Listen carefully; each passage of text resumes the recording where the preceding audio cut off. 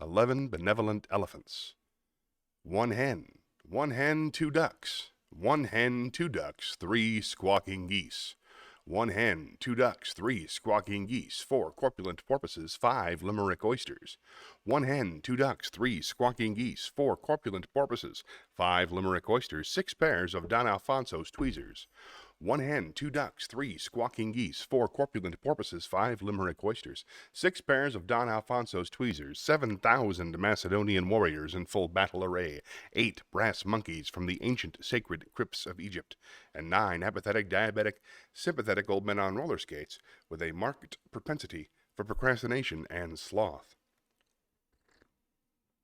I am a thistle sifter. I have 7 sieves of unsifted thistles and 7 sieves of sifted thistles, for I am a thistle sifter.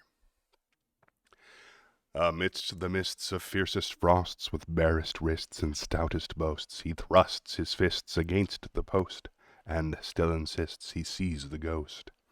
Oh, what to do tonight today, in a minute or two to two, a thing distinctly hard to say, but harder still to do, for there'll be a tattoo at 20 to 2, a rat-a-tat-tat, a tat-a-tattoo, and the dragon will come when he hears the drum, at a minute or two to two today, at a minute or two to two.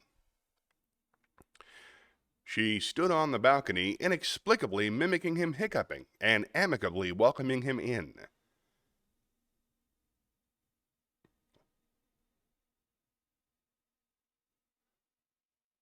One last one. Here we go. This is a tough one. Give me the gift of a grip-top sock, a drip-drape, ship-shape, tip-top sock.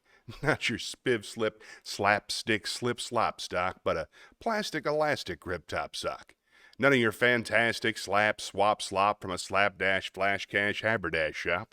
Not a knick-knack, knit-lock, knock-kneed knickerbocker sock with a mock-shot, blob-mottled trick tick-tocker clock. Not a rucked-up, puckered-up flop-top sock. Not a super-sheer, seersucker puka-sack smock sock.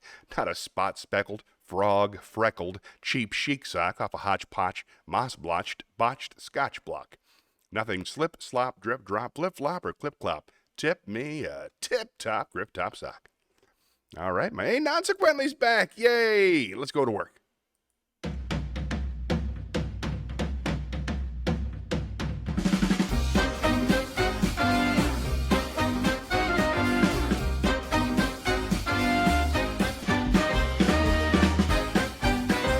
Good morning. I hope everybody's feeling healthy, happy, rich, and pretty. Look at this, huh? See, I finally figured out how to fix it. It all comes together smoothly, then slow zoom.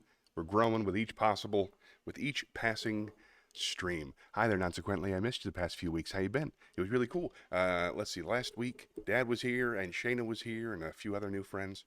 My buddy from my very first stream was here. Blade something. Not much going on in my life this week, but what's going on with you? How are things up in Connecticut? Let's go to the chat. Let's talk about it. All right. For those of you watching for the first time, it's pretty simple. You can see here, this is where the chat shows up, and this is me. Yes, this is the whole thing. That's it. Things are good, busy but good. I like busy. Busy's nice. Been busy this past week, too. Just running the kids around everywhere. That's pretty much it for me. Well, I tell you what, since it's just the two of us right now, why don't you think about what you want to talk about? Whatever's on your mind. I want to talk about the election a little bit, and I want to talk about Halloween coming up. Are you a big Halloween person? My kids love it. I used to love it when I was a kid in college. Now I'm just really into candy. So, yeah, I'm still into it. So I'm excited to hear about everybody's Halloween, what your plans are, what you're going to be doing, what you've been up to. You still got that nice fella you met from the stream? You got to tell me these things. Okay. Bring me up to speed. As I get settled, I got a whole bunch of good stuff picked out for you today. Let's start with a joke. Maybe. I don't know. Let's just run. Spin the wheel. Come on. Joke.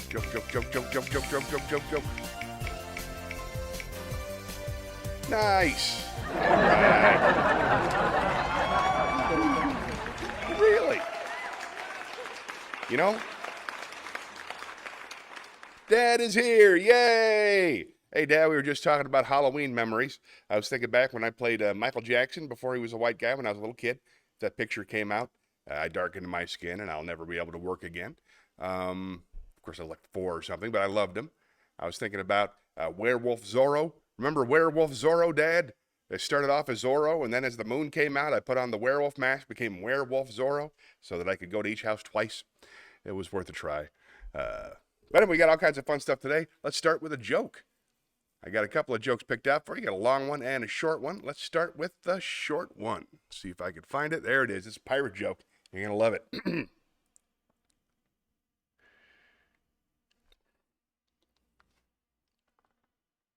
A pirate walks into a bar with a paper towel hat on his head. The bartender says, "Why are you wearing a paper towel on your head?" I think I blew it. Hold on, let me try again. Shayna's here. Good, I'll start over. Shayna, let me bring you up to speed. There's a pirate. He's walking in. Here we go. A pirate walks into a bar with a paper towel hat. The bartender says, "Why do you have a paper towel hat?" The bartender says, "Yeah." Not the bartender. Okay. I'm telling this joke. This is going to happen.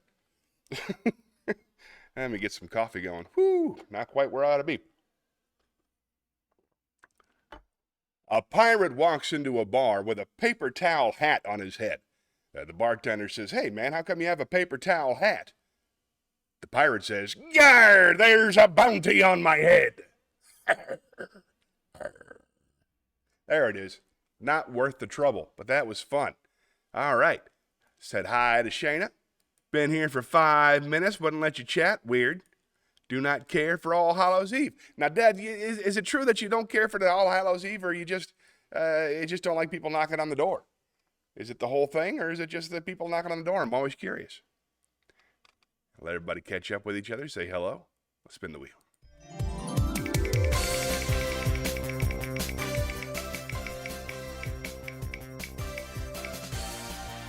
Monologue. Nice. Meet me in the theater, would you please? All right, I got a couple of great monologues picked out for you from movies I've seen in the last week, believe it or not. I'm going to start with a light one. I saw a movie called Coffee and Cigarettes on HBO. It's got Stephen Wright. It's got Bill Murray. It's a black and white movie. It's just various groups of 2 people sitting and talking about coffee and cigarettes while drinking coffee and smoking cigarettes. I enjoyed it. Steve Buscemi shows up in the 3rd act, and he gives the following monologue, which I think is an interesting story and fun to give it a shot. So here you go. This is from Coffee and Cigarettes by Jim Jarmusch, Jarmusch.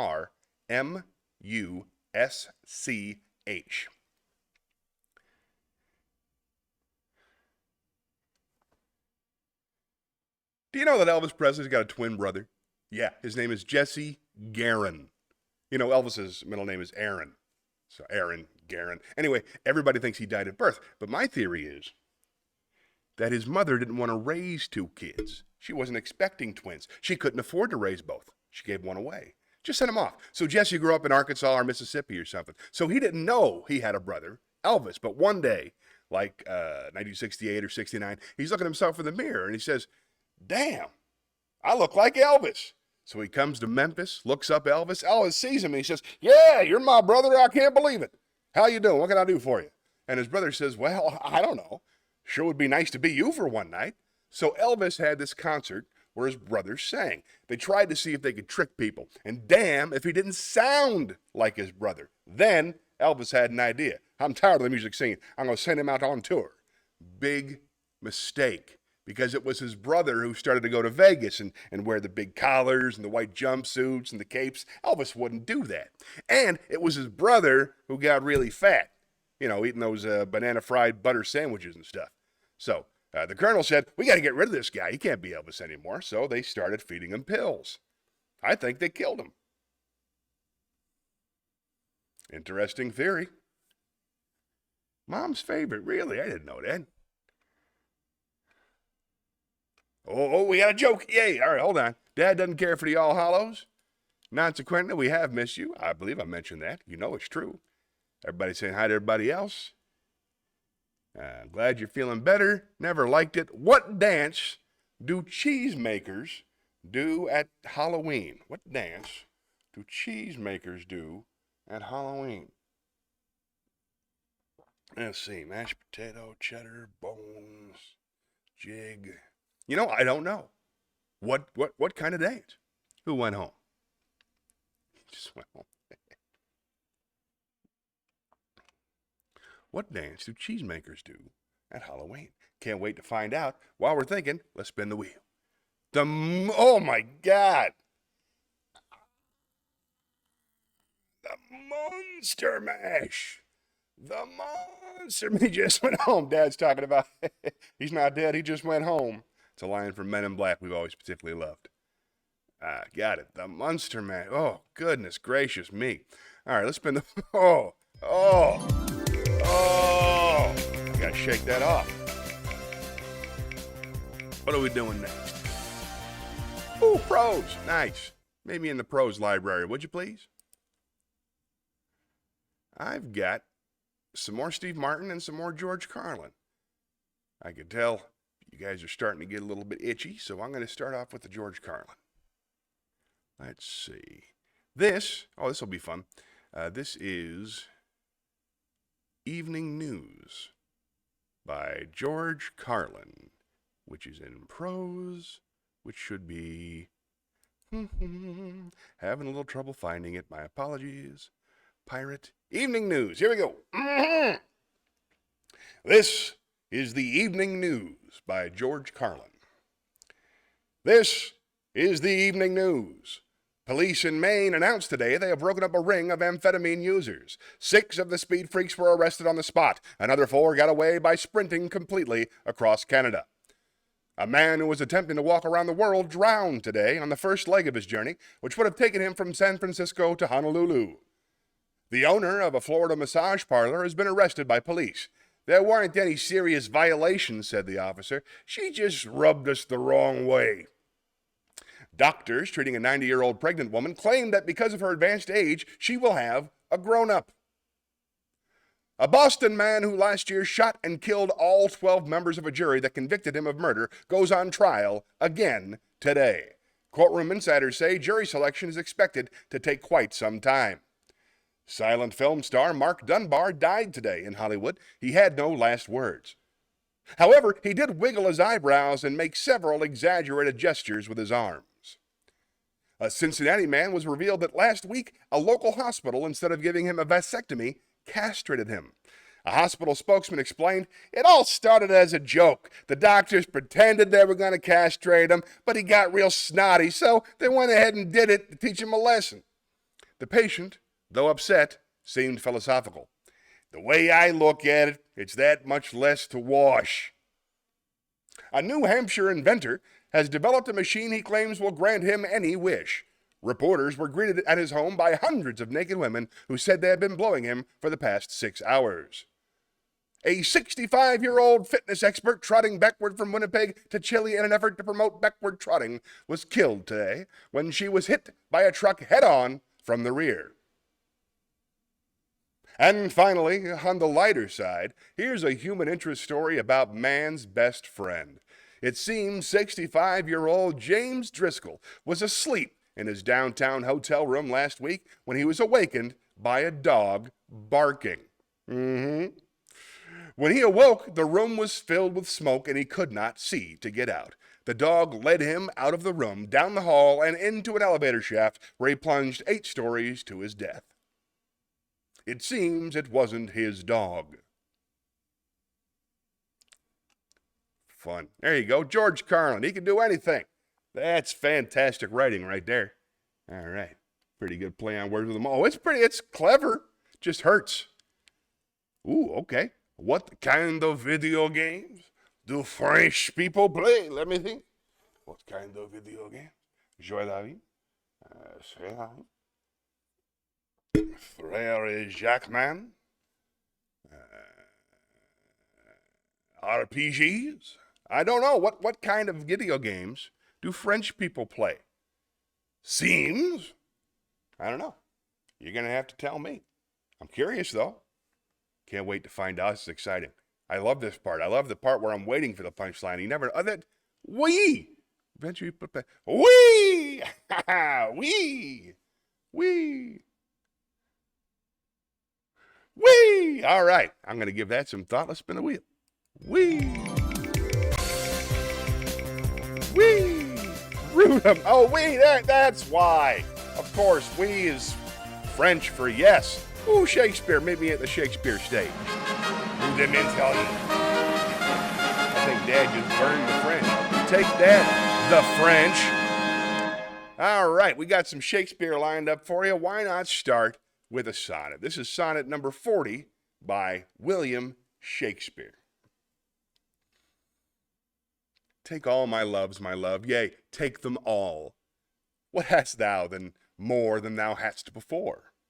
No love, my love, that thou mayst true love call. All mine was thine before thou hadst this more. Then, if for my love thou my love receivest, I cannot blame thee for my love thou usest, but yet be blamed if thou thyself deceivest by willful taste of what thyself refusest. I do forgive thy robbery, gentle thief, although thou steal all my poverty. And yet, love knows it is a greater grief to bear love's wrong than hate's known injury. Lascivious grace in whom all ill well shows, kill me with spites, yet we must not be foes. Yeah, I don't have any idea what I'm talking about. What do you mean I'm not good at languages? What do you mean I'm not good at languages? I speak Spanish. I have a basic understanding of enough French and German to get by. And I'm very good at English. Look at this. Shakespeare. I like. Not good at languages. Let's spin the wheel. I'll show you good at languages.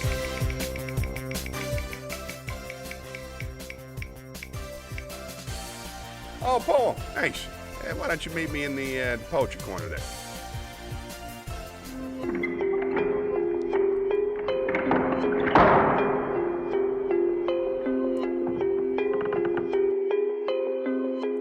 Got a lot of poems today. I figured we had two things we wanted to celebrate today. This week, of course, is Halloween. Very excited. So I'm going to do the Raven. And also, this week is the election coming up, which is much scarier than Halloween. And I have some patriotic stuff to do a little bit later. But let's start with the Raven, just for fun. One of Dad's favorite poems, one of mine too. I sincerely enjoy it. And feel free to ask any questions you like. It's a longer piece. I will catch up with you as soon as I'm done. Here we go.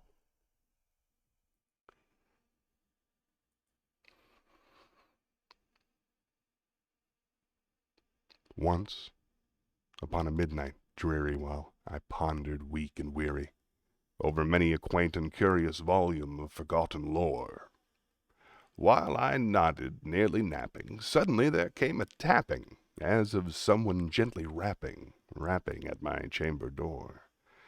"'Tis some visitor," I muttered, tapping at my chamber door. "Only this, nothing more." Distinctly I remember. It was in the bleak December, and each separate dying ember wrought its ghost upon the floor. Eagerly I wished the morrow, vainly I had sought to borrow from my books surcease of sorrow.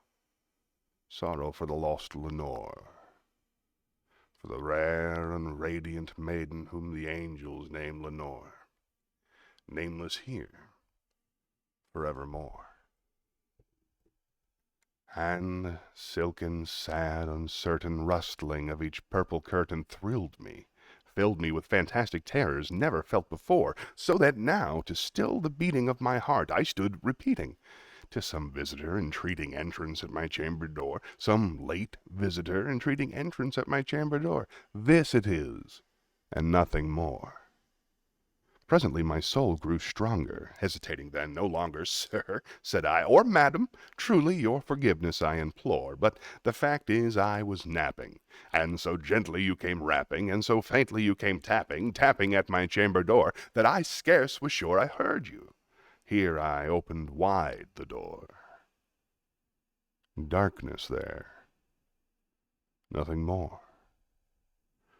Deep into that darkness peering, long I stood there, wondering, fearing, doubting, dreaming dreams no mortal ever dared to dream before. But the silence was unbroken, and the stillness gave no token, and the only word there spoken was the whispered word, 'Lenore?' This I whispered, and an echo murmured back the word, Lenore. Merely this, and nothing more.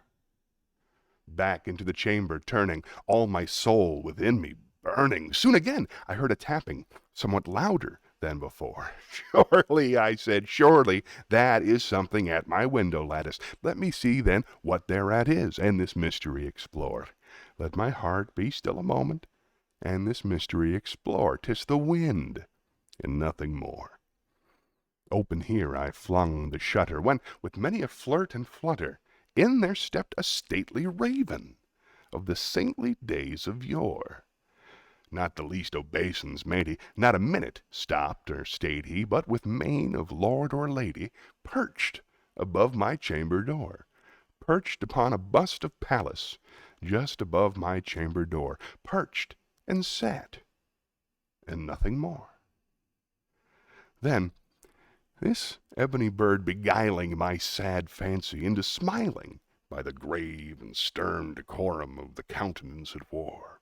Though thy crest be shorn and shaven, thou, I said, art sure no craven, ghastly, grim, and ancient raven wandering from the nightly shore.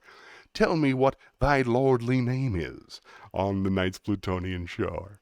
Quoth the raven, Nevermore. Much I marveled this ungainly fowl to hear discourse so plainly, though its answer little meaning, little relevancy bore. For we cannot help agreeing that no living human being ever yet was blessed with seeing a bird above his chamber door, bird or beast, upon the sculptured bust above his chamber door, with such a name as Nevermore. But the raven, sitting lonely on the placid bust, spoke only that one word, as if his soul in that one word he did outpour. Nothing farther than he uttered, not a feather than he fluttered, till I scarcely more than muttered, Other friends have flown before. On the morrow he will leave me, as my hopes have flown before. Then the bird said, Nevermore. Startled at the stillness broken by reply so aptly spoken, doubtless, I said, what it utters is its only stock and store. Caught from some unhappy master, whom unmerciful disaster followed fast and followed faster, till his songs one burden bore, till the dirges of his hope that melancholy burden bore of nevermore. But the raven, still beguiling my sad fancy into smiling, straight I wheeled a cushioned seat in front of bird and bust and door. Then, upon the velvet sinking, I betook myself to linking fancy unto fancy, thinking what this ominous bird of yore, what this grim, ungainly, ghastly, gaunt, and ominous bird of yore meant in croaking, Nevermore. This I sat engaged in guessing, but no syllable expressing to the fowl whose fiery eyes now burned into my bosom's core. This and more I sat divining, with my head at ease reclining on the cushion's velvet lining that the lamplight gloated o'er, but whose velvet violet lining, with the lamplight gloating o'er, she shall press nevermore. Then methought the air grew denser, perfumed from an unseen censer swung by seraphim whose footfalls tinkled on the tufted floor. Wretch, I cried, thy God hath lent thee, by these angels he hath sent thee, respite, and nepenthe from thy memories of Lenore. Quaff, oh, quaff this kind nepenthe, and forget this lost Lenore. Quoth the raven, Nevermore. Prophet, said I, thing of evil, prophet still, if bird or devil, whether tempter sent, or whether tempest tossed thee here ashore. Desolate, yet all undaunted, on this desert land enchanted, on this home by horror haunted. Tell me truly, I implore, is there balm in Gilead? Tell me, I implore. Quoth the raven, Nevermore. Prophet, said I, thing of evil, prophet still, if bird or devil, by that heaven that bends above us, by that God we both adore. tell this soul with sorrow laden, if within the distant Aidenn there sits a sainted maiden, whom the angels name Lenore, clasp a rare and radiant maiden, whom the angels name Lenore. Quoth the raven, nevermore. Be that word our sign of parting, bird or feed, I shrieked, upstarting, get thee back into the tempest and the night's Plutonian shore. Leave no black plume as a token of that lie thy soul has spoken. Leave my loneliness unbroken. Quit the bust above my door. Take thy beak from out my heart, and take thy form from off my door. Quoth the raven, nevermore. And the raven, never flitting, still is sitting on the pallid bust of Pallas just above my chamber door, and his eyes have all the seeming of a demon's that is dreaming, and the lamplight o'er him streaming throws his shadow on the floor, and my soul from out that shadow that lies floating on the floor shall be lifted nevermore.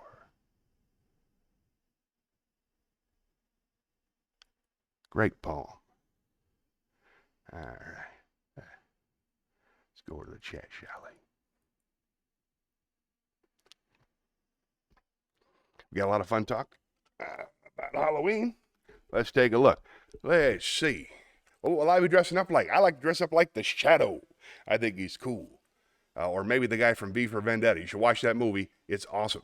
Last week at a costume party, I dressed up like a Karen. I saw it with a big paper hair wig. It was really, really cool. Put on a clown costume on top of it to stay warm. You can make that work. Not many people can.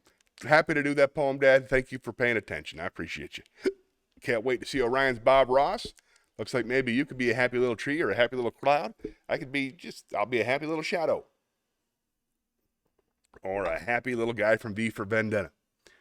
Cold, right? What is this cold that you speak of? I know what you mean. It's still hot in Florida. There's no getting away. The only time it's cold is when the wind's blowing in a hurricane. Tell me all about the trip to Richmond. Who you saw, I think it was a friend from high school. Bring us up to speed. You took Pepper and you went on a road trip by yourself, which is so cool, up to Washington, D.C. and Richmond and a few other places. I'd love to hear all about that. 1 or 2 weeks in February when it gets down to 50. Yep, that's immediately after the sacrifice. Jim, have you always lived in Tampa? Great question. Tell her all about it, Dad. Remember Homer doing the Raven? Yes, I do. That was so cool. I think that was like season 3 or season 4. Consequently, where do you live? She lives in Connecticut. She rules. Robot head. What's your shadow look like?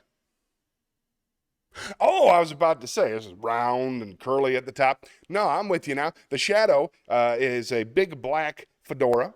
It's a cover on your face like a red handkerchief, and then a trench coat and a cape. It's awesome. It's a classic. It's over 100 years old. I know we're all nervous this week about what's going on in D.C. You guys have any thoughts about the election coming up? I'd love to talk to you about it, about your fears and what have you. While we think about that, let's spin the wheel.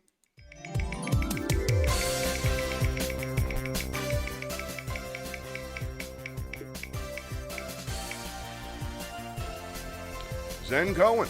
All right then. Meet me at the campfire. Let's see.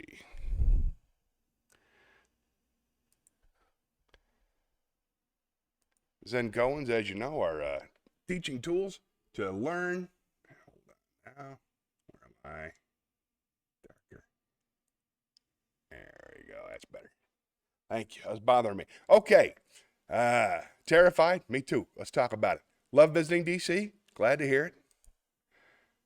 Glad to visit D.C. A little nervous about visiting there before the election. Makes sense. You want to go there before and not after, because they'll be burning it down soon enough. Visit D.C. Makes sense, and I'm terrified. We're all pretty scared. I'm scared. But I was thinking a lot about it, and I think the important thing to remember is that all the people that aren't voting the way you're voting, they have one thing in common with you. They love this country too. They're doing what they think is right, even though it's clearly not right to you and me. I could tell it's not right. It's not even close to right in many, many ways, but their motivation is almost always to make the country better. So let's hope that we can all make the country better together. That'd be nice. Well, never politic between friends, very true. Terrified for different reasons, that's true. They're both being misinformed by very well-dressed people, you know what I mean? Let's do the Zen Koan real quick, and then we'll get back into it. This is Zen Koan, number 87. It's about there being 3 kinds of disciples.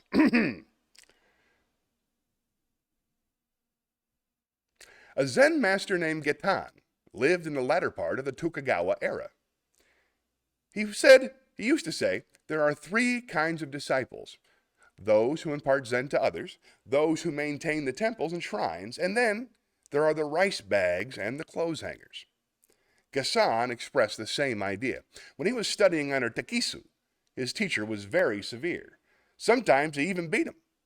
Other pupils would not stay in this kind of teaching and quit. Gasan remained, saying, a poor disciple utilizes a teacher's influence. A fair disciple admires a teacher's kindness. A good disciple grows strong under a teacher's discipline.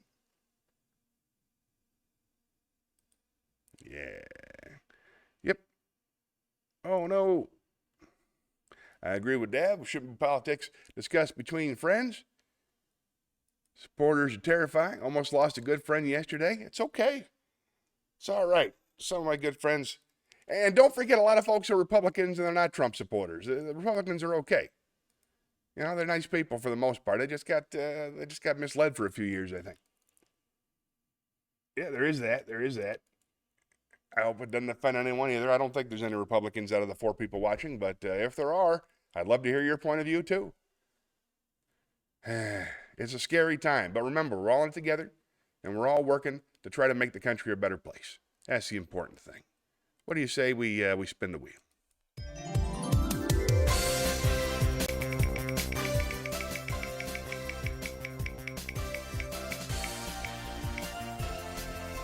Wisdom.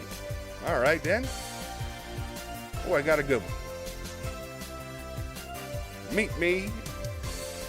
Lay down some wisdom from on high.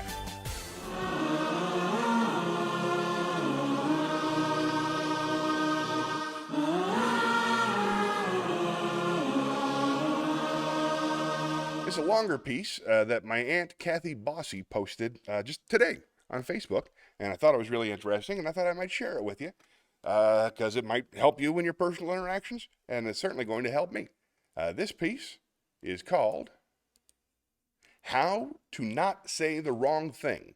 It's by Susan Silk and Barry Goldman.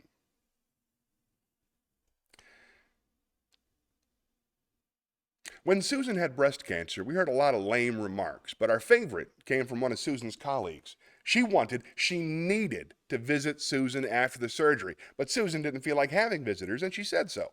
Her colleague's response, "This isn't just about you." It's not, Susan wondered. My breast cancer is not about me. It's about you. The same theme came up again when our friend Katie had a brain aneurysm. She was in intensive care for a long time and finally got out and into a step-down unit. She was no longer covered with tubes and lines and monitors, but she was still in rough shape. A friend came and saw her and then stepped into the hall with Katie's husband, Pat. I wasn't prepared for this, she told him. I don't know if I can handle it. This woman loves Katie, and she said what she did because the sight of Katie in this condition moved her so deeply. But it was the wrong thing to say. And it was wrong in the same way Susan's colleague's remark was wrong. Susan has since developed a simple technique to help people avoid this mistake. It works for all kinds of crises. You got medical, legal, financial, romantic, even existential. She calls it the ring theory. You draw a circle. This is the center ring. In it, you put the name of the person at the center of the current trauma. For Katie's aneurysm, that's Katie. Now, you draw a larger circle around the first one. In that ring, you put the name of the person closest to the trauma. In the case of Katie's aneurysm, that's Katie's husband, Pat. Repeat the process as many times as you need to. In each larger ring, you put the next closest people. Parents and children become more distant relatives, intimate friends and smaller rings, less intimate friends and larger ones. When you are done, you have a kvetching order. One of Susan's patients found it helpful to tape it to a refrigerator. Here are the rules. The person in the center ring can say anything she wants to anyone, anywhere. She can kvetch and complain and whine and moan and curse the heavens and say, life is unfair and why me? That's the one payoff for being in the center ring. Everyone else can say those things too, but only to people in larger rings. When you're talking to a person in a ring smaller than yours, someone closer to the center of the crisis, the goal is to help. Listening is often more helpful than talking. But if you're going to open your mouth, ask yourself if what you are about to say is likely to provide comfort and support. If it isn't, don't say it.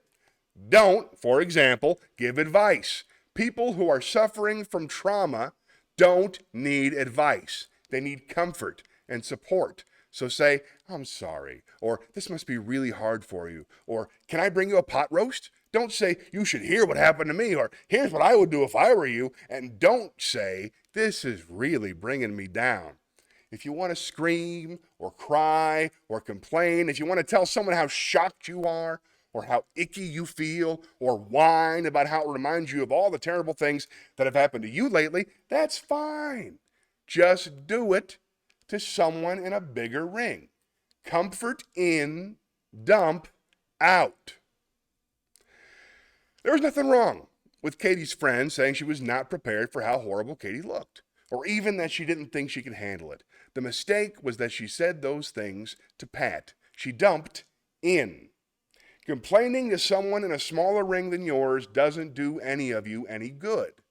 On the other hand, being supportive to her principal caregiver may be the best thing that you can do for the patient. Most of us know this. Almost nobody would complain to the patient about none of us would complain to the patient about how rotten she looks. Almost no one would say that looking at her makes them think of the fragility of life and their own closeness to death. In other words, we know enough not to dump into the center ring. Ring theory merely expands that intuition and makes it more concrete. Don't just avoid dumping into the center ring, avoid dumping into any ring smaller than your own. Remember, you can say whatever you want if you just wait until you're talking to someone in a larger ring than yours. And don't worry, you'll get your turn in the center ring. You can count on it. That's pretty good advice. Unhinged, politics, deep breath, good. Of course I'm familiar with the Serenity Prayer. I'm a great big fan of the Serenity Prayer. Let's see if I can remember. Lord, give me the strength to help to change the things I can change.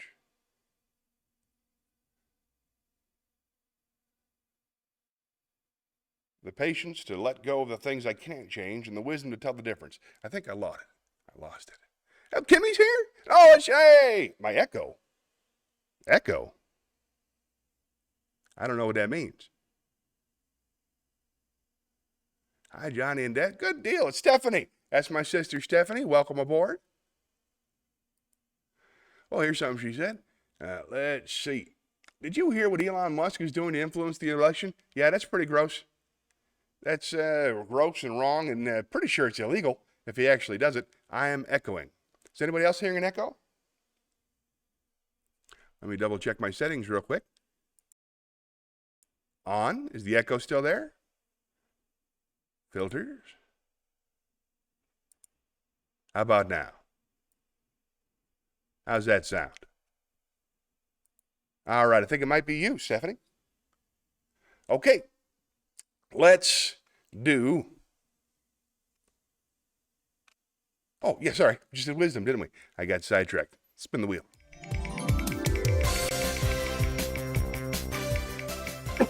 Excuse me. Acapella's cool. Let's do a song. Meet me in the acapella library.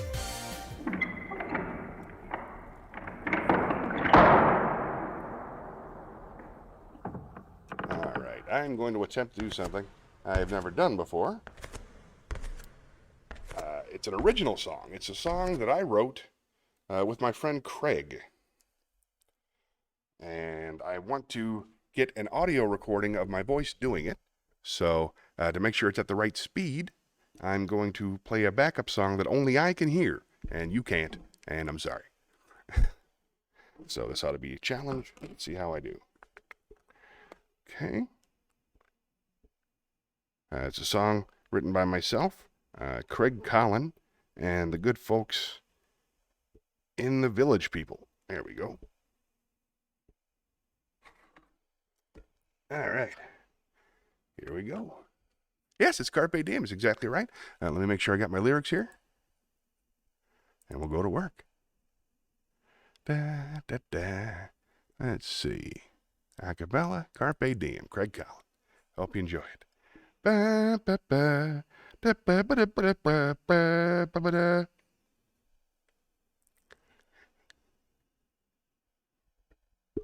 Da, da.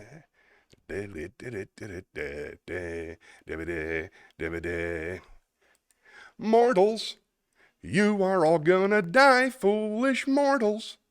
Not as soon as this guy, but don't worry. There's still time left to try all the things that make you happy, humans. Don't get set in your ways, nearby humans. Everything is a phase, just keep moving. Try this one simple phrase and you'll make the most of your time. Every day you say, Carpe Diem. Seize the day and say, Carpe Diem. Play with all your old toys, make the dangerous choice, live your life like you're unemployed. Every day you say, Carpe Diem. Seize the day and say, Carpe Diem. Eat the foods that you like, let your blood sugar spike, tell your doctor to take a hike. People, your candle burns at both ends, vibrant people. Share your light with some friends, with your people. You don't have to pretend, they all know that you're unhappy people. Take a pottery class, crafty people. Walk barefoot through the grass, shoeless people. Just get up off your couch and go make a new disaster. Da, da, da. Every day you say, Carpe Diem. Seize the day and say, Carpe Diem. Make some music and art. There's no bad place to start. Give the world what's inside your heart. You say, Carpe Diem. Seize the day and say, Carpe Diem. Show the world charity, it's a great place to be. All the best things in life are free. People, before your end arrives, single people, put more love in your lives, married people. Love your husbands and wives or whoever does it for you. People, would you please spare a thought, privileged people? To the crap that you bought, have you noticed? Each of us has been caught in a cage of our possessions. It's okay to say Carpe Diem. Give it away and say Carpe Diem.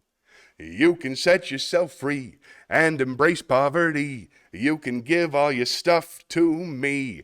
Every day you say Carpe Diem. Seize the day and say Carpe Diem. Be more kind and polite. Do what you know is right. You can start a new life tonight. Ba da da da da da da da da da da. There you go. So my plan is to take that audio and record. Oh, it's very kind of you to say. Thank you. It's Latin with the French. Say I don't speak English right. There we go. All right, get this out of my ear. So I'll take the captions for that, and then I'll put it on the front, the audio for that on the, well, I'll figure it out. Oh, great question.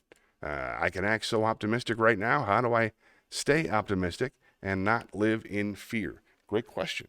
The optimism is the cure for the fear. I think if you can program your brain to be optimistic, it helps you be less afraid. And I had a heart attack, in May. Stephanie just having back surgery. Real people are getting sick. Hurricanes are hitting. There's real problems in the world.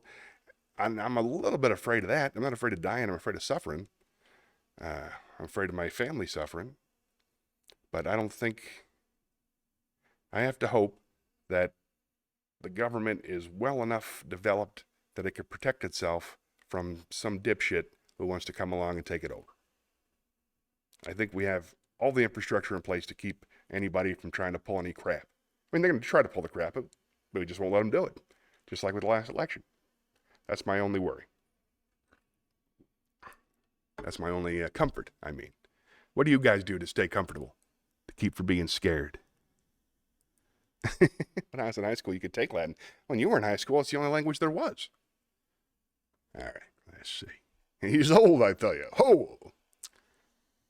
I am happier now than I have been for the past few days, and this process, just singing songs and talking to you, and just this whole thing puts me in a great mood, gets all the endorphins popping.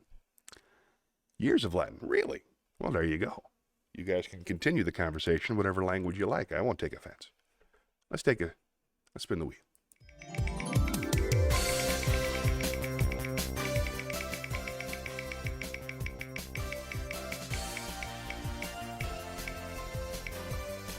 Roses and thorns. All right, meet me in the chat, Shanley. Let's talk about roses and thorns. Roses and thorns this week. Let's see. Roses, the dogs are pooping inside the house much, much less. We got a good system going. Thorn, I think the air conditioning broke yesterday. Rose, it was 55 degrees this morning, so it'll be fine until tonight. Let's see. Rose, thorn. Let's see. The kids and Debbie went to go see a movie last night that I wasn't interested in seeing about Farrell Williams. It's his life story told in Lego. I'm not familiar with his work, so I wasn't really interested in seeing that, so I stayed home. That's kind of a thorn. I thought yesterday we were going to go to where there's this corn maze that we love. It's a corn maze and a place where you can build a campfire, and there's all kinds of games and stuff for the kids. It's just your basic fall festival that we go to every year. We were supposed to go yesterday, but the rain and the weather turned really bad, so we didn't get to go. So that was a thorn. What are yours? What are yours? Rose, I voted. Yay! Congratulations. I haven't been allowed yet. Thought it was on Tuesday. Latin very often, yeah. I don't use it correctly, I know that. What are your roses and thorns? I'd love to hear yours, especially, Shannon. Yeah, of course your anxiety level's through the roof. Did you watch V for Vendetta? I watched it last night, and that really helped me burn through some of my anxiety. It's the exact emotion you need to feel right now. Be great. You guys seen V for Vendetta, right? Dad, you've seen it? I know Stephanie's seen it. Hey, Stephanie, did you finish? Did you get your back surgery yet? Is it done? I meant to ask. That'd be a big rose, right? Well, let's spin the wheel. You can tell me about your roses and thorns as we go.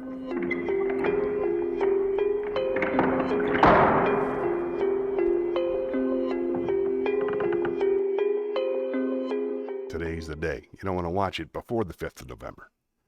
You have to watch it. You have to pick a day. The 5th of November is perfect, but if you want to do it before, that makes sense too. It'll make you feel better. Let's see. Here's something that'll cheer you up too. I got a couple of patriotic poems. Let's start with Of History and Hope by Miller Williams.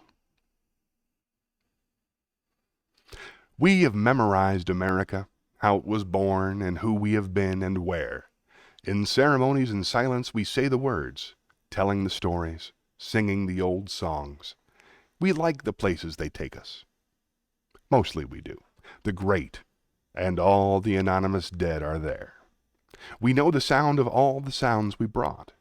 The rich taste of it is on our tongues. But where are we going to be, and why? And who? The disenfranchised dead want to know.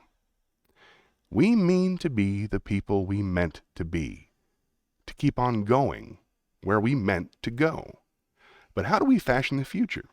How? Who can say how except in the minds of those who will call it now? The children. The children. And how does our garden grow? With waving hands, oh, rarely in a row, and flowering faces and brambles that we can no longer allow.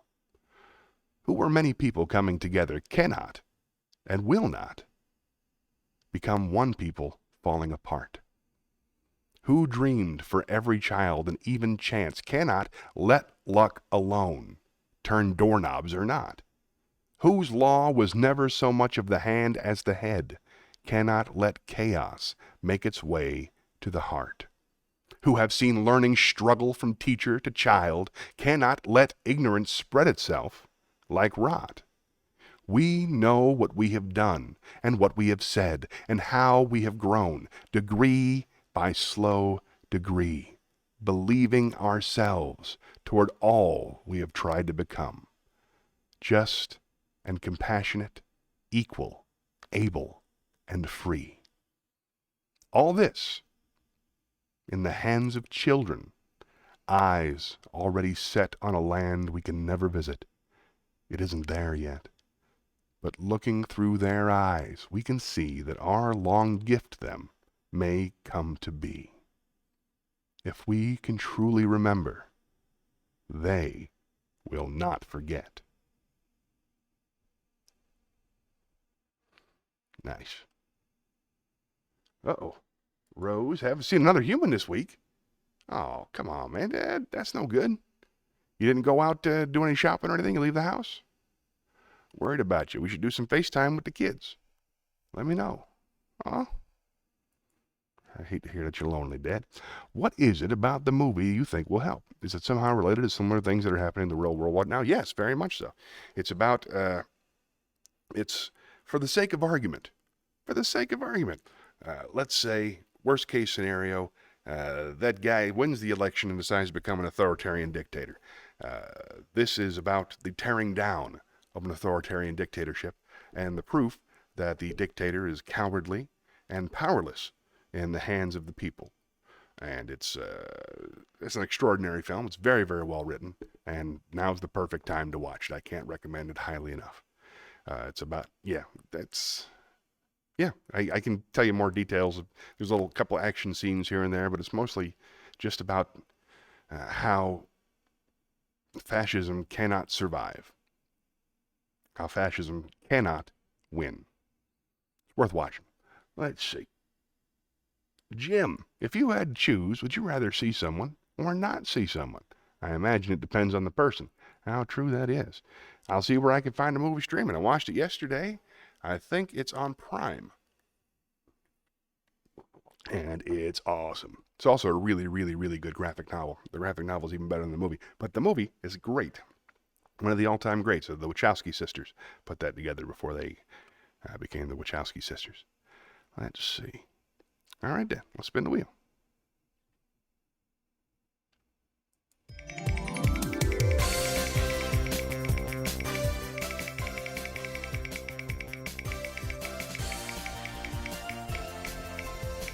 All right. A joke. Maybe in the comedy club. Would you please?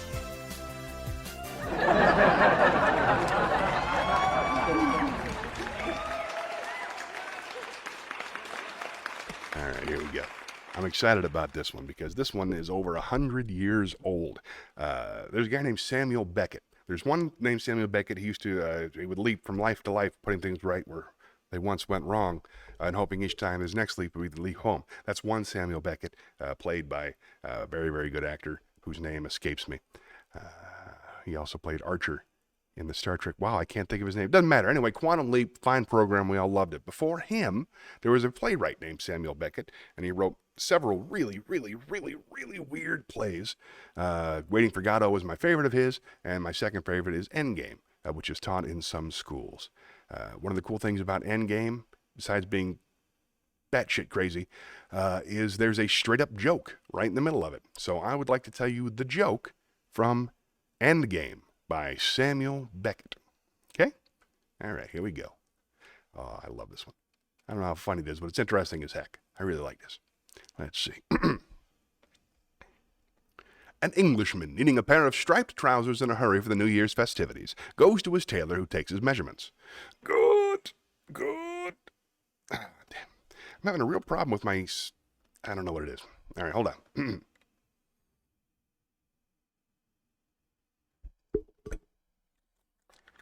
An Englishman.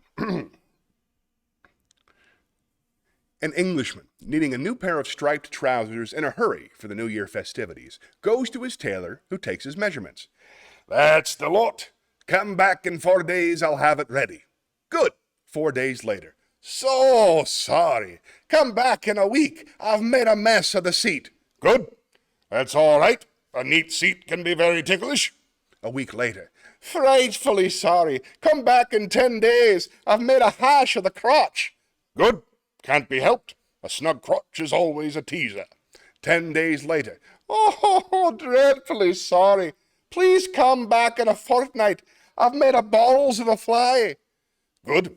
At a pinch, a smart fly is a stiff proposition.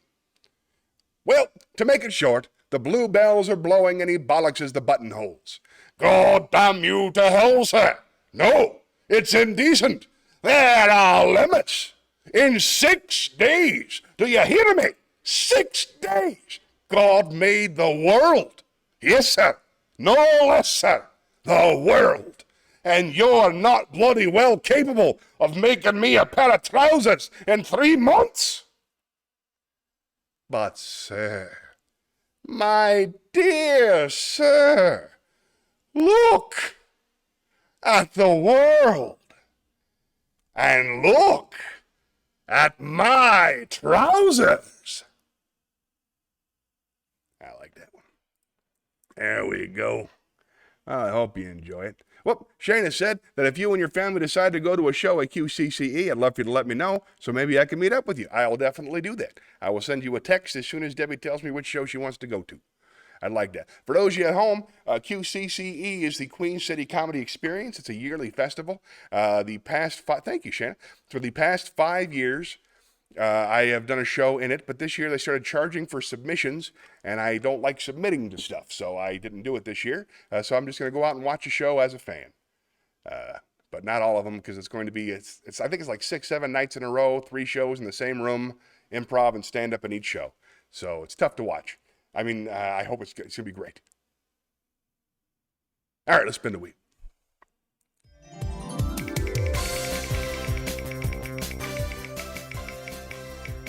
Look at my trousers. I love it. Oh, monologue, cool. Meet me at the theater. All right. Now, being married does not make decisions. I certainly don't make those decisions. That's the group decisions. I let the person who has to work, you know? Okay, I got something special for you. As you know, I love plays, especially plays with 2 or 3 people, very small plays. And I'm a big fan of movies that are from plays. And just this week, Doubt was finally released on one of my streaming services, which is a wonderful, complex 3-person play about a priest and 2 nuns that suspect him of having an inappropriate relationship with a child. I highly recommend it. It's fun. It's not fun to watch, but it's really interesting, and it's not as devastatingly sad as you would think it is, but it's very, very interesting, and the acting is as good as it can possibly be. So this is, from the very middle of it, this is a monologue, specifically a sermon. I decided to start looking up some sermons. This is a sermon from the priest. Let me see if I can find it. We're seconds away. We're going to love this together, you and me. Here we go. Monologue. Boom. This is a sermon on gossip. And it's from Doubt by John Patrick Shanley. Shanley.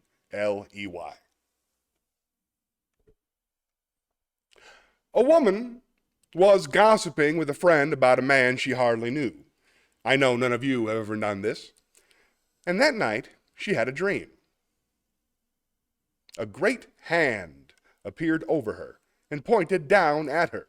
She was immediately seized with a powerful and overwhelming sense of guilt.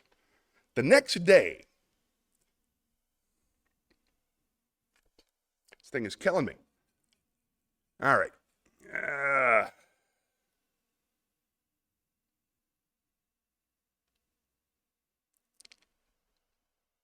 Sorry, everybody.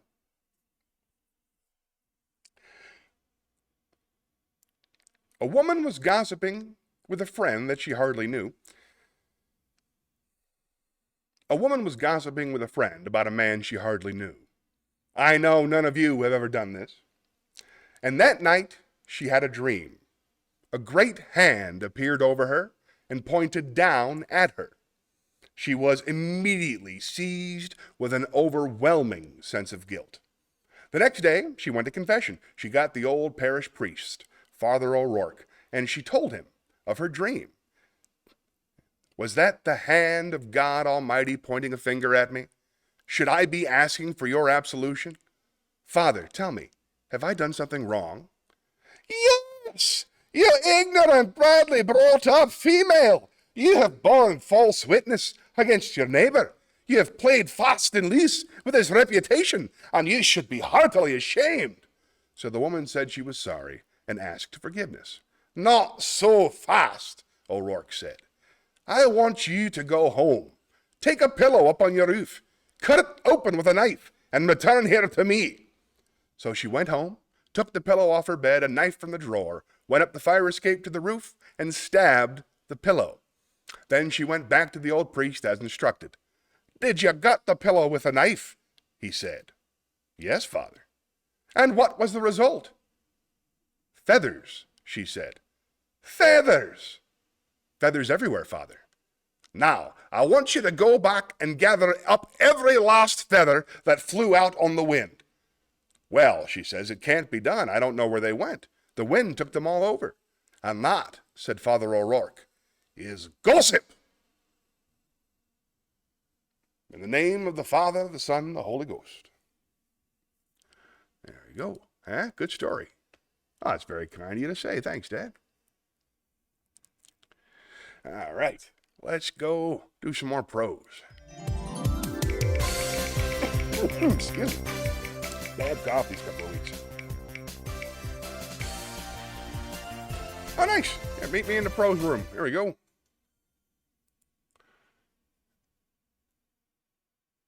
I think we had just done the George Carlin, so let's do. This is a very fun piece. This is really good for voice acting. I'm looking forward to it. This is by Steve Martin, and it is called We Are Seconds Away from, there it is, Side Effects by Steve Martin from his book, Pure Drivel. Make sure we're centered. Wheel is fixed. Shh.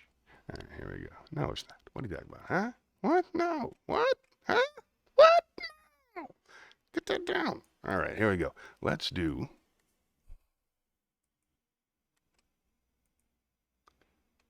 Side Effects by Steve Martin. Dosage. Take 2 tablets every 6 hours for joint pain. Side effects. This drug may cause joint pain, nausea, headache, or shortness of breath. You may also experience muscle aches, rapid heartbeat, or ringing in the ears. If you feel faint, call your doctor. Do not consume alcohol while taking this pill. Likewise, avoid red meat, shellfish, and vegetables. Okay foods? Flounder. If you feel faint, call your doctor. Under no circumstances eat yak.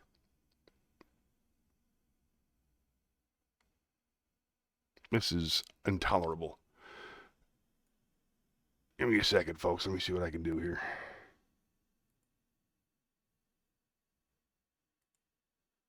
All right.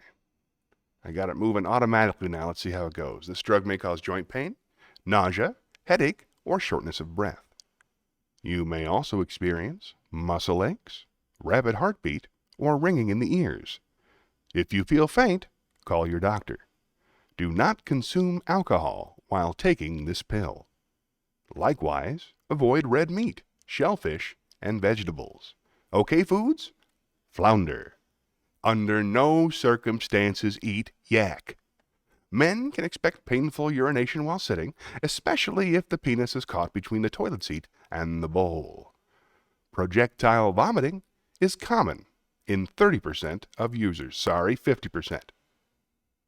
If you undergo disorienting nausea, accompanied by migraine with audible raspy breathing, double the dosage.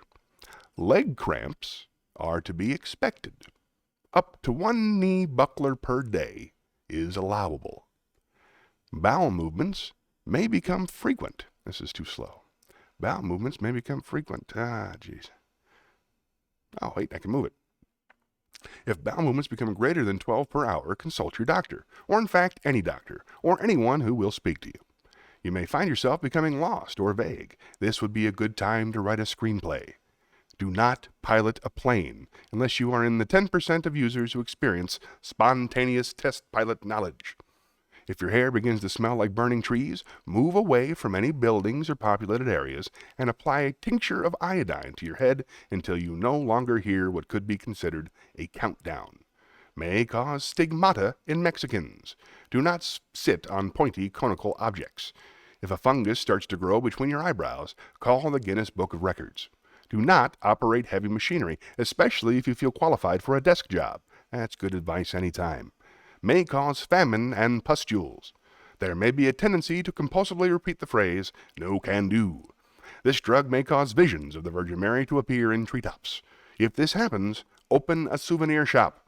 There may be an overwhelming impulse to shout out during a Catholic Mass, I'm a-gonna whopper you with the ugly stick. You may feel a powerful sense of impending doom. This is because you are about to die. Many men experience impotence, but only during intercourse. Otherwise, a powerful erection will accompany your daily walking around time. Do not take this product if you are uneasy with lockjaw. Do not be near a ringing telephone that works at 900 megahertz, or you will be very dead very fast. We are assuming you have had chickenpox. You also may experience a growing dissatisfaction with life, along with a deep sense of melancholy. Join the club. Do not be concerned if you arouse a few ticks from a Geiger counter. You may want to get a 1-month trial subscription of extreme fidgeting. The hook shape of the pill will often cause it to get caught on the larynx. To remove, jam a finger down your throat while a friend holds your nose to prevent the pill from lodging in your nasal passage. Then throw yourself stomach first on the back portion of a chair. The expulsion of air should eject the pill out of your mouth unless it goes into a kind of sinus cavity or the brain. Warning, this drug may shorten your intestines by 21 feet, has been known to cause birth defects in the user retroactively. Passing in front of a TV may cause the screen to moire. While taking this drug, you might want to wear something lucky. Women often feel a loss of libido, including a 2-octave lowering of the voice, an increase in ankle hair, and perhaps the lowering of a testicle. If this happens, women should write a detailed description of their last 3 sexual encounters and mail it to me, Bob, Trailer 6, Fancyland Trailer Park, Encino, California, or email me at hotguy.com.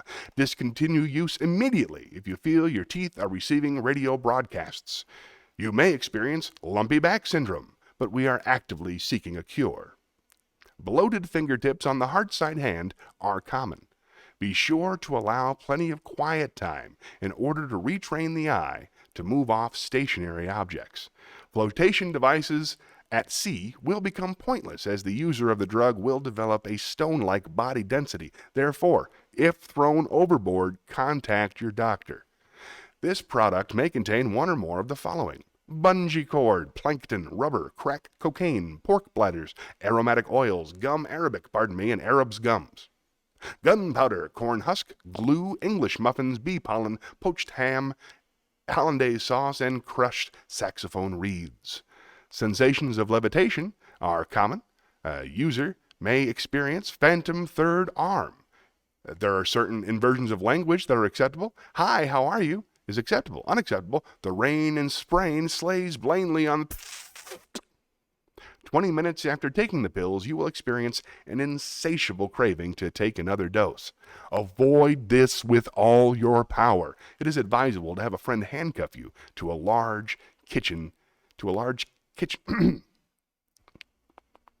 Avoid this with all your power. It is advisable to have a friend handcuff you to a large kitchen appliance, especially one that will not fit through the doorway to where the pills are. You should also be out of reach of any weapon-like utensil which you could threaten friends or family, who should also be briefed not to give you the pills no matter how much you sweet-talk them. Notice, this drug is legal only when the user is straddling a state line. Funny stuff. Hard to read. All right, let's see what I can figure out here. Thanks for being patient, everybody. I sort of got to update my teleprompter because, excuse me. Excuse me. Cough's getting worse. No way. That was interesting, right? I love Steve Martin. All right, let's keep going.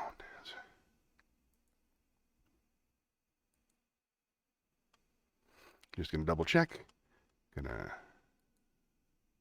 Let's see, 4 pixels.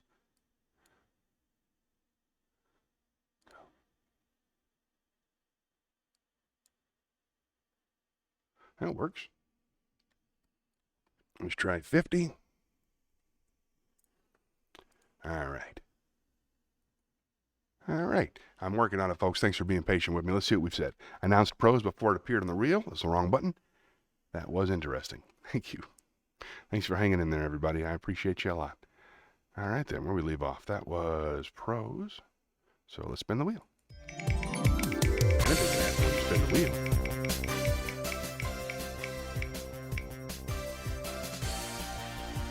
Shakespeare. Excellent. Let's see. Meet me in the Shakespeare stage.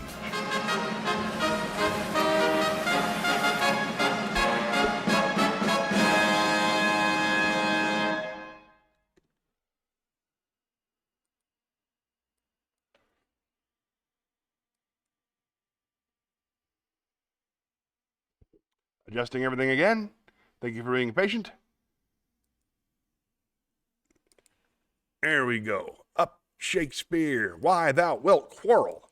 And that is from Romeo and Juliet, spoken by Mercutio in Act 3, Scene 1.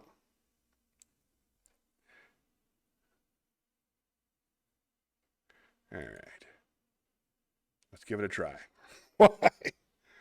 Thou wilt quarrel with a man that hath a hair more, or a hair less in his beard than thou hast.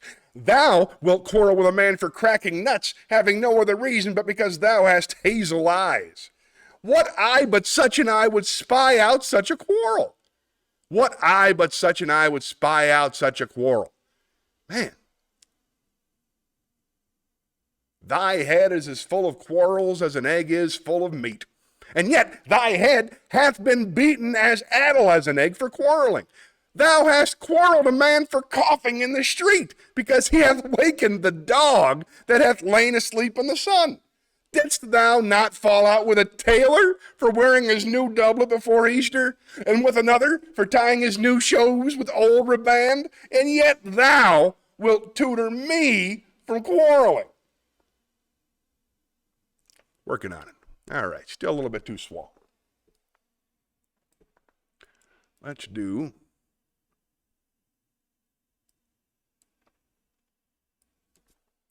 3 pixels every 100 milliseconds. I don't know how to do it. I'll do this at home. What do you care? All right, here we go.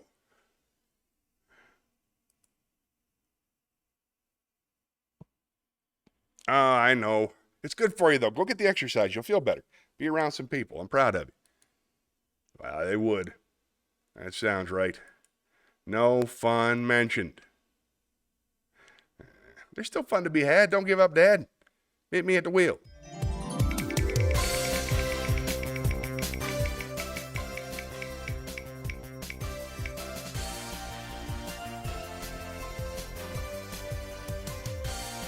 Oh, all right. Let's do that. Meet me in the poetry corner.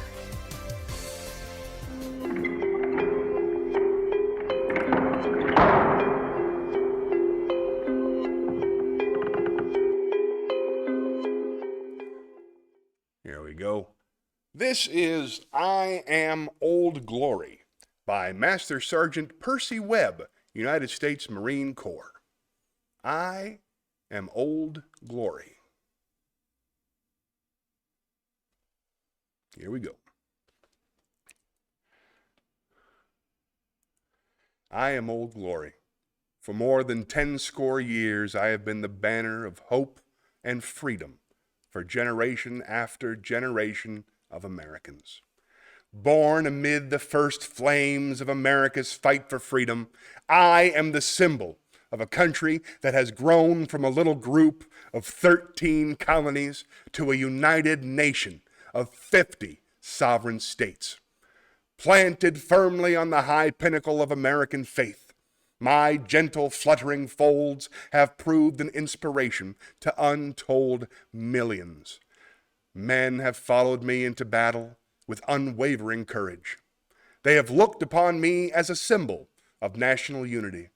They have prayed that they and their fellow citizens might continue to enjoy the life, liberty, and pursuit of happiness which have been granted to every American as the heritage of free men.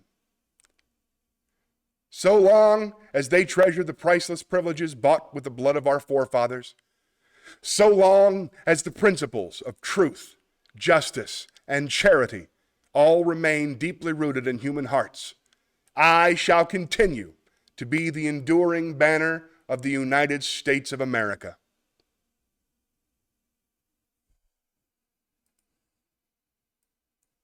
All right, fun.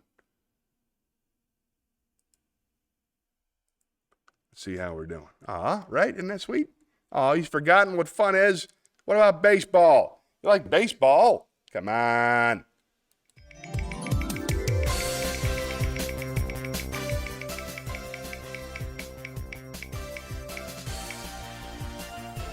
Zen Koan. Meet me at the campfire, would you please? Let's see, Zen Koan.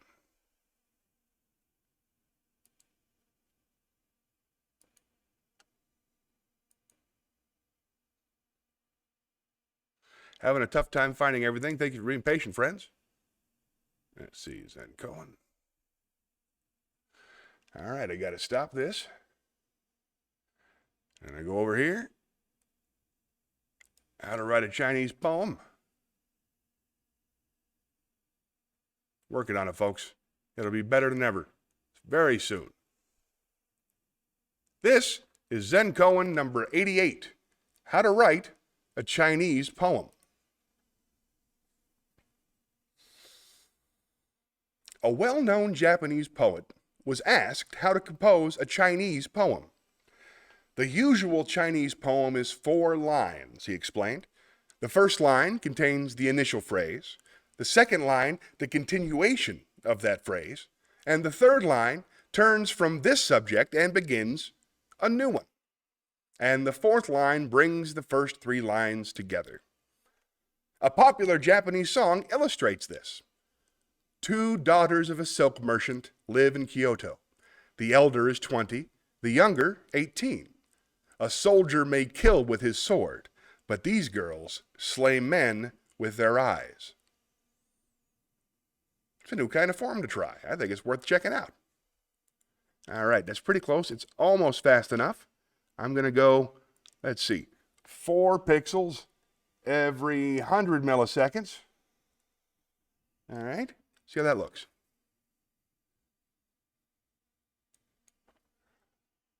How about 1 pixel every 10 milliseconds? All right, we'll try that one next. It looks pretty good.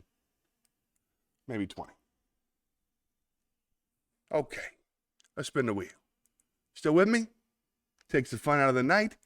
Wish you ever get having fun and enjoying life. There's solutions for that. I smoke mine. Wish there were a way to see the current results star based on early voters. You don't want to know that. Oh, I do appreciate you being here. Thank you. You love it when I talk pixels. Probably talking to her. All right. Enjoying life. You can do it. Enjoy life. Meet me in the wisdom.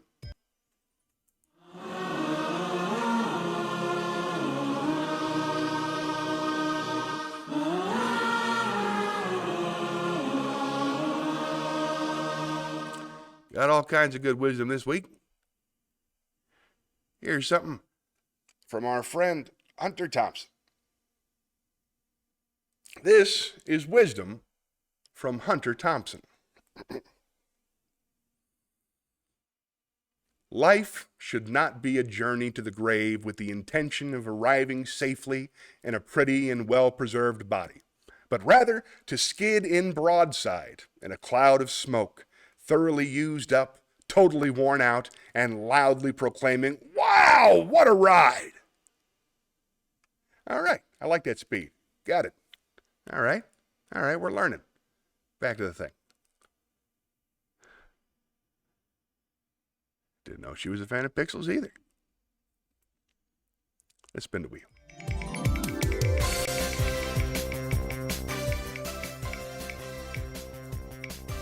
Oh, a song. Nice. Meet me in the a cappella library, would you please?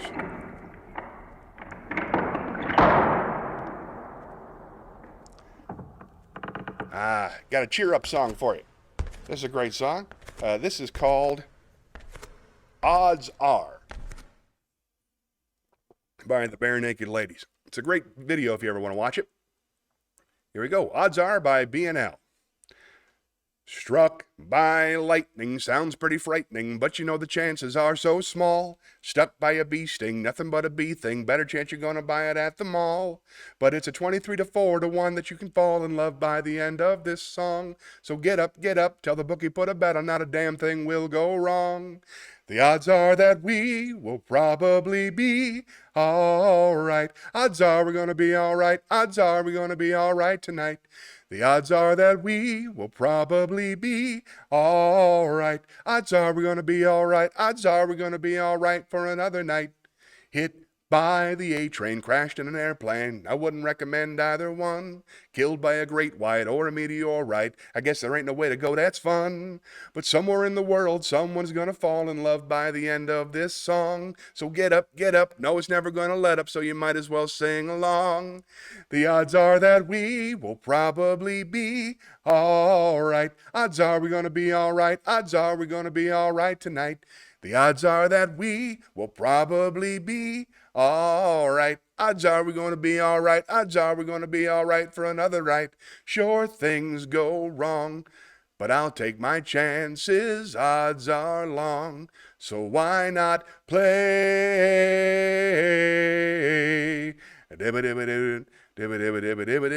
Struck by lightning sounds pretty frightening, but you know the chances are so small. Hit by the A train, crashed in an airplane. Better chance you're gonna buy it at the mall. But it's a 23 or 4 to 1 that you can fall in love by the end of this song. So get up. No, I'm never gonna let up, so you might as well sing along. The odds are that we will probably be alright. Odds are we're gonna be alright. Odds are we're gonna be alright tonight. The odds are that we are probably be alright. Odds are we're gonna be alright. Odds are we're gonna be alright for another night. Yay. Fun. Barenaked Ladies. That's a song I listen to when I want to cheer up, and it works almost every time. We are going to be okay. Promise you. Really? I didn't know you studied abroad in Australia. I didn't know you lived in Australia. I would love to hear more about that. Did you get to see the original? I saw the Barenaked Ladies once when they were still together with Steve, and then once when they had broken up without Steve. Twice, actually, without Steve. They're great. I do love the Barenaked Ladies. We will be okay. Promise you, we will be okay. All right, one last spin of the wheel.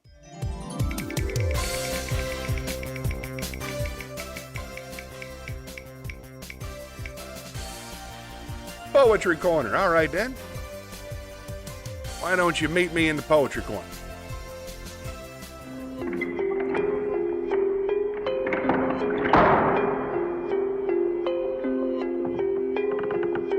Yes, the Barenaked Ladies are alive and breathing. Probably a joke I'm missing. All right, this is a poem. As far as I know, it's the only poem ever written by the great Johnny Cash that was not designed to be sung. Or sang? We'll find out. This poem is called Ragged Old Flag. and it's by Johnny Cash.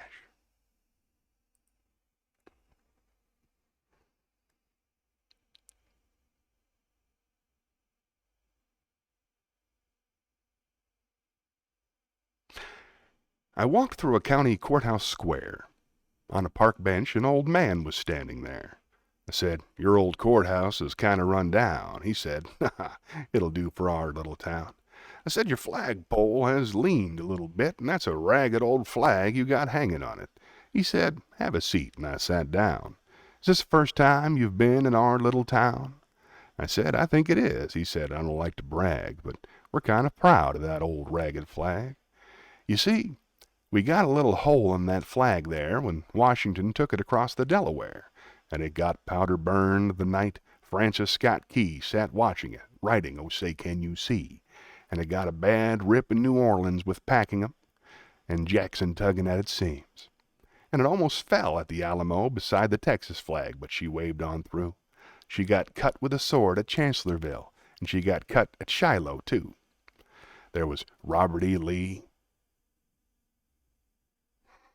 Beauregard, and Bragg, and the south wind blew hard on that ragged old flag. On Flanders Field in World War I, she got a big hole from a Bertha gun. She turned blood red in World War I, and she hung limp and low by the time it was through. She was in Korea and Vietnam. She went where she was sent by her Uncle Sam. She waved from our ships upon the briny foam, and now they've about quit waving her back here at home. In her own good land she's been abused, and she's getting threadbare and wearing thin, but she's good in a scrape for the shape she's in, 'cause she's been through the fire before, and I believe she can take a whole lot more. So we raise her up every morning, take her down every night. We don't let her touch the ground, and we fold her upright. On second thought, I do like to brag, 'cause I'm mighty proud of that ragged old flag.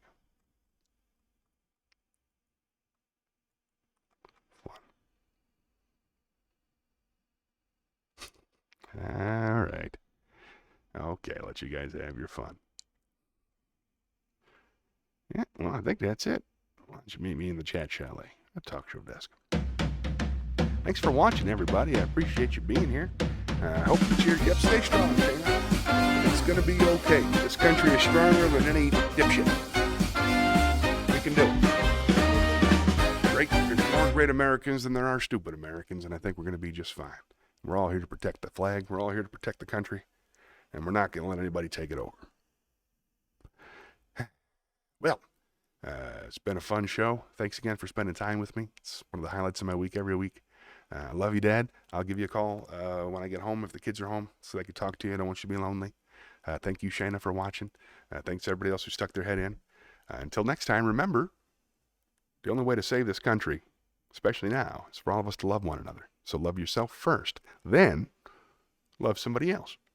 Then, if you can, love everybody. That's what I'm trying to do.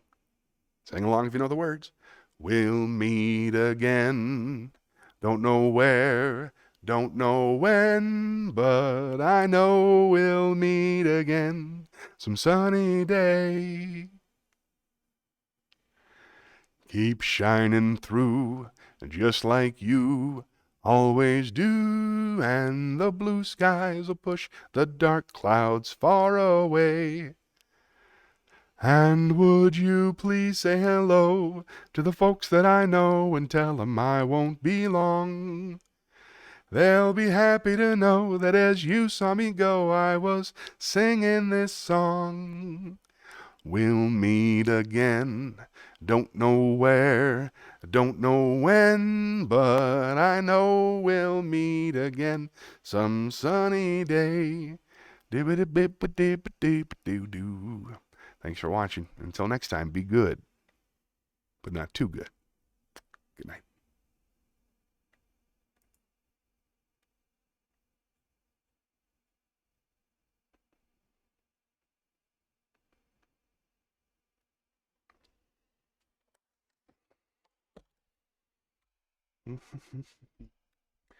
Keep shining through just like you always do.